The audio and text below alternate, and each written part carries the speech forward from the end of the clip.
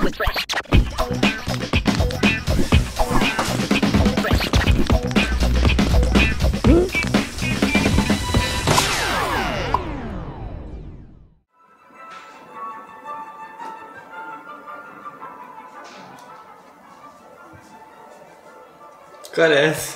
te most ne aludjál!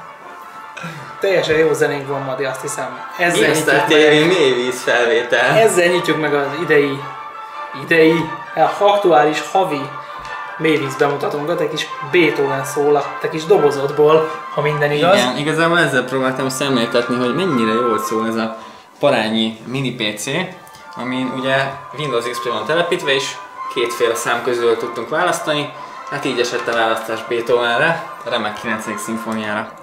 Alapjában véve tehát egy ilyen nagyon kicsi kis, tényleg mini barebone-ról van szó, hát ugye önmagában a barebone-ok sem túl nagy számítógépek, de egy kis kompakt kütyűt kapunk, amit hát kidolgozásának köszönhetően akár a nappaliba is bátran elhelyezhetünk. És hát igazából ugye ez nem barebone, mert minden fontos alkatrész benne van, tehát van nekünk benne egy processzorunk, ami egy alacsony fogyasztású Celeron processzor, kapunk egy 80 GB-s merevlemezt, illetve megnézzük az elején, akkor van egy ilyen etetős, slim DVD írónk is. Illetve hát, hogyha a hátulját megnézzük, azért látjuk, hogy nem csak a normál csatlakozások találhatók meg rajta, hanem azért jó néhány USB is, DVI hálózat, és hát különböző audio csatlakozások, természetesen a színek megfelelnek az általános szabványoknak. Van hozzá egy nagyon praktikus fém ilyen keretünk, amiben egyszerűen csak be tudjuk állítani. Ez kicsit emlékeztet a Wii-nek a egyébként már maga az egész konzol, tehát az egész kinézete is picit ilyen Wii-re hajaz. Nincsen fehér véletlen ebből? Csak ilyen fekete kiszerelésben van? Most ráhibáztál, mert van belőle fehér is. Vagyis nagyon jól mutat ugye a Wii mellett. Igen, tehát nagyon jól mutat a Wii mellett. És igazából mindent tud, amit egy számítógép. Azért azt ne várjuk tőle, hogy játszani fogunk rajta, mert ebbe egy integrált videokártya van. Viszont mindenféle irodai és multimédiás alkalmazásra teljesen jó. Hát ugye azért, hogy működésre bírjuk, nem árt egy monitoros segédlet is, ugye, mert ez nem olyan, mint egy notebook, hogy kinyitjuk és akkor örülünk neki. Tehát csatlakoztassuk most a monitort és nézzük meg működés közben. Fordítva.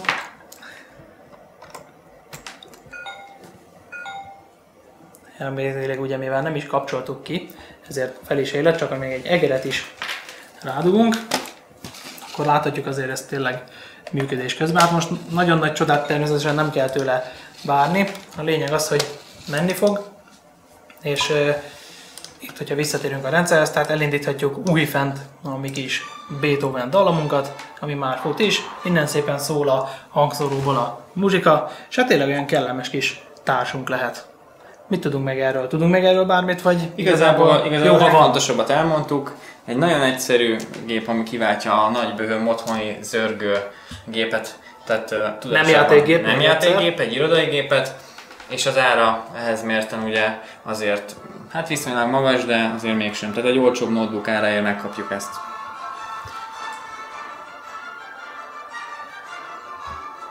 Hát Beethoven még azért el lehetne hallgatni, úgy gondolom, de nézzük meg, hogy mi van még itt nálunk.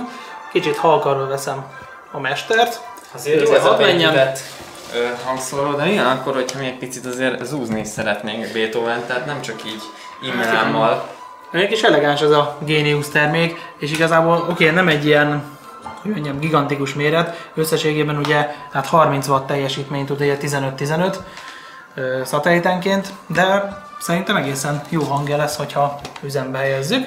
Viszont így a formára nem tudom, hogy te mire emlékszel, de nekem ez nagyon Logitech-es. Igen, hát lássuk be, hogy a Genius is, meg ugye hát jó pár gyártó eléggé, hogy mondjam, ötvözi a Logitech szebb megoldásait.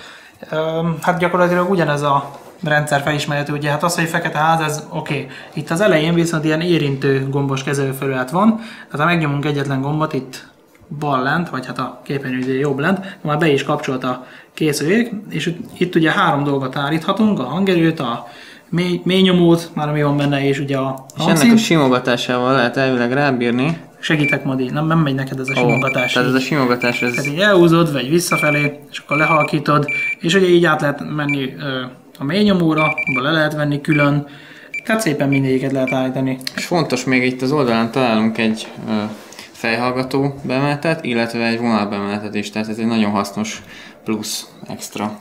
Illetve még egy dolog, hogy egyetlen egy gombbal itt el is némíthatjuk egy pillanat alatt, ilyenkor ugye villogva jelzi, hogy ő most néma üzemmódra váltott.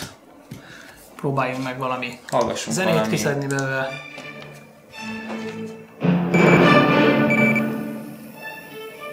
Szerintem szépen szól. Adunk rá egy kis basszust. Beethoven barátunk úgyse bánná szerintem. Hát lehet, hogy forog most a sírjában, amit mi most művelünk.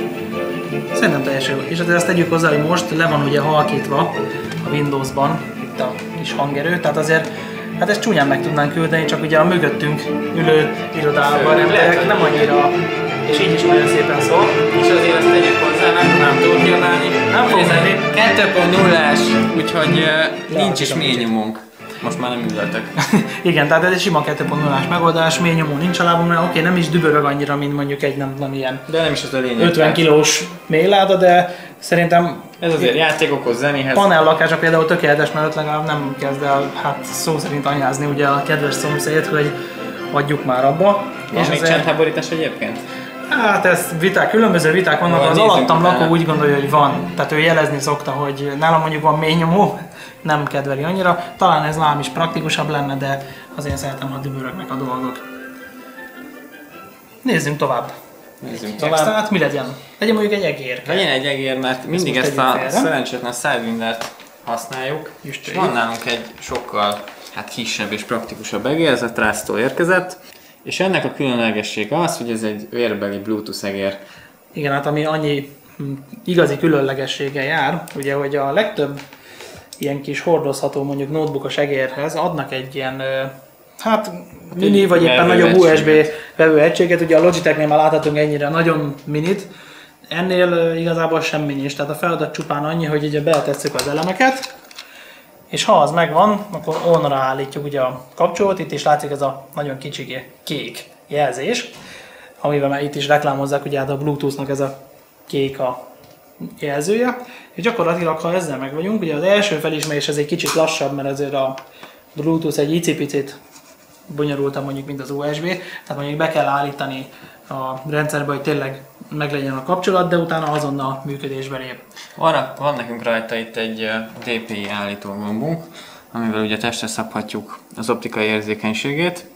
Mert egyébként azt nem mondtuk, hogy egy lézeres egérről van egy lézeres, tehát az a manapság szerintem most már eléggé azt, hogy alap. Illetve bal oldalon találunk még két gombot, aminek hát a nyomása az azért hagy némi kívánnivalót maga után, mert... Hát egy kicsit talán nehézkes, hát a kisebb kezű emberkéknek jó. Igen, azt elmondhatjuk róla, hogy azért ez egy közepes méretű egér, tehát azért nekem viszonylag nagyobb a kezem, de még így is viszonylag kényelmes, tehát ajánlom bárkinek, aki szeretne vezeték nélkül Bluetooth egeret. Mit van még, Madi? Te még tartogatsz, ha minden igaz, különféle... a sublótból egy igen, nekem ezt tetszett a legjobban, ez a NASA titkos egyik projektje, amit most megkaparintottunk. Engem ez két dologra emlékeztet, az Unreal Tournamentből arra a lépegető járványra, tudod, amilyen lehetett így lövöldözni mindenfelé.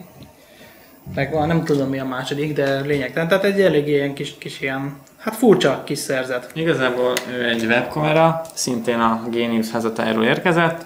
Amit gyorsan el kell róla mondanunk, az, hogy 1,3 megapixeles. Tehát ez is az alapnak számít. Mondjuk azt, hogy ez most már alap, mert azért manapság már 2 megapixel az a csúcs kategóriában jelen van. De van neki egy nagyon nagy érdekessége, mégpedig ez a kis távirányító. Úgyhogy most nézzük igazából, hogy mire lenne jó. Hát most így, amíg Madi itt dugdos, addig megmutatom így előre a trükköt. Ugye ezzel a távirányítóval lehet úgy irányítani lényegében ezt a kis webkamerát, hogy teljesen elforgathatjuk, ugye többszögben is, föl-le, illetve ugye balra-jobbra. Hát ez igazából azért jó, hogyha mondjuk csoportosan összejövünk egy társaságban, és hát magunkat akarjuk fölvenni, és ugye integetni többeknek, vagy egyéb, akkor nem kell ugye, hát már is elkezdett forogni gyorsan, beszkennelni az egész területet, és mindjárt ránk küldi az atomot, ha igen, igaz. Nem, még az igazából, hogy a pókat is meg lehet vele figyelni fönt a sarokban, mert képes teljesen felmenni. Úgyhogy egészen jól át tudja igazából látni az egész szobát. Ha mondjuk van egy állandóan bekapcsolt gépünk, akkor ezzel mondjuk megfigyelhetjük, hogy a teszem azt a macskánk mit csinál éppen otthon, vagy éppen a barátnőnk kit vitt fel ugye hozzánk.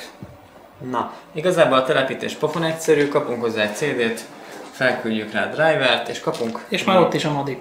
Igen, viszont valamiért ez most nem ismerte föl. De, ennyi volt, csak igen, kicsit mert a notebookodban is van egy. Szóval van a notebookban is egy, de már itt ez már a real time. Forgasd, de inkább te, nem én Kérlek szépen, kapunk hozzá egy ilyen távirányítót, amivel ugye az alapmozdulatokat tehetjük majd meg vele. Viszont egyetlen egy hibája van, hogy ez infrás, és csak is szemből működik. Akkor én csinálom. Úgyhogy csinálj te. Tessék, ott vagy, Madi. Vegyük fel Berkenyét is. Hoppá. Nem. Berkenye. Ja, látod, ez is olyan. Ott van Berkenye. Hello, Berkenye. Olyan, tudod, mint a fölfele gomba a lefele nézés, a lefele meg a fölfele nézés. Azért, mert fordítva tartod egyébként az mindegy, jó. De azért nagyíthatunk is vele. Nagyíthatunk vele. Úgyhogy elég jó kis irányítást kapunk vele, és a képminősége szerintem egészen szép. Igen, érdemes lenne megnézni.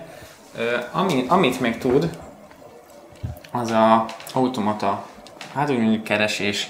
Az egy olyan opció, mint hogyha megnyomok, akkor egész egyszerűen magától elkezdi pásztázni a teret, és a számára fontos dolgot mondjuk úgy rögzíti. Na ez lehet olyasmi is, mint az üvegpörgetés társaságban, nem? Hogy megnyomjuk a gombot, és akit ugye megfigyel, annak lesz igazán jó. Hát igen, akár ezt is mondhatjuk. Van rajta még egy gomb, amivel hirtelen tudunk egy fotót kattintani. Tehát ha látunk valami érdekes dolgot, akkor egy gombnyomással képes ugye csinálni nekünk egy talán 2 megapixeles képet. Tehát Johnny 5 nagyon jól teszi a dolgát. Ugye Genius-tól megszokhatóan nem túl magas az ára. Inkább azt mondanám, hogy középkategóriás. Hát a különbét meg igazából meg lehet szokni, mondjuk úgy, mert hát nem tudom, tetszeni nekem nem tetszik, persze ez biztos az én hibám, de nem tudom. Jó, rendben, le lehet róla le lehet tenni, és akkor azért már sokkal barátságosabb, tehát nem néz az úgy ki, mint azért így is odaver, lássuk be, hogy tehát azért a designernek volt valami kis gondja. Hát ez egy olyan 10-15 évvel ezelőtti design, én így gondolom, de ettől még azért nem hiszem, hogy az értékéből vesztem. Amit még érdemes így elmondani róla, hogy vannak egy kezelőpultja, ahol ugye testre tudjuk szabni a különböző tulajdonságait, fényerő, kontraszt, stb. Illetve effektezni is lehet a dolgokat. Ami azt jelenti, hogy például most kicsit manuálisan fogjuk itt a kereszt bántani. Hello. Lehet vele mindenféle trükköt játszani. Inverz vagyok. Túl inverz. És hát egy csomó érdekes dolgot, tehát még egy sorozatképeket is. Úgyhogy lehet vele... Hoppá, ez én vagyok a fehér zaj. Igen, lehet vele ökörködni, és természetesen azért megvan annak a módja, hogy manuálisan is tudjuk vezérelni a kamerát, tehát nem muszáj nekünk ezzel a kis kézikészülőkkel szerencsétlenkednünk, ugye lehet zoomolni. De azért jó dolog, hogy nem kell oda mennünk hozzá, úgyhogy meg nem kell mondjuk a gépnél közelben lennünk, hanem tényleg ilyen parti fotókat tudunk csinálni és távolról. Aki MSN-ezik, tudja mire használni, ez egy plusz funkció, hogy lehet vezérelni. Így aztán tényleg előcsalható az igazi videótelefonszex, nem? Igen. Tehát gyakorlatilag te tudod irányítani, hogy hol mutasson. Ha már kameráknál tartunk, valamint rejtegettél az előbb, igen, ami beleszólt ugye a Genius életébe, addig ezt le is húzom, hogy ne kavarjon be nagyon. Ő a Logitechnek a notebook webkamerája, abból is a csúcs változat, ez 2 megapixeles, tehát amíg a másik 1,3, ez már azért egy jóval profi minőséget, képminőséget eredményez. Természetesen ez is Carl Zeiss lencsével van ellátva, hogy ugye most már Logitech kamerák zöme. És nem csak műanyag, tehát a Carl Zeiss optikával ellátott Logitech termékeknél ugye itt már nem műanyag, hanem üveg a lencsében. Igen. Hát gondolom ennek a telepítése sem különösebben nagy nehézség. Rádugjuk, és mivel hogy USB-s, ez is, mint a másik. Igen. A rögzítés az nem túl bonyolult, egész egyszerűen csak rá kell csiptetnünk. Úgyhogy ide a kedves operatőr kollega, akkor meg is mutatom. Tehát egyszerűen csak rá lehet helyezni.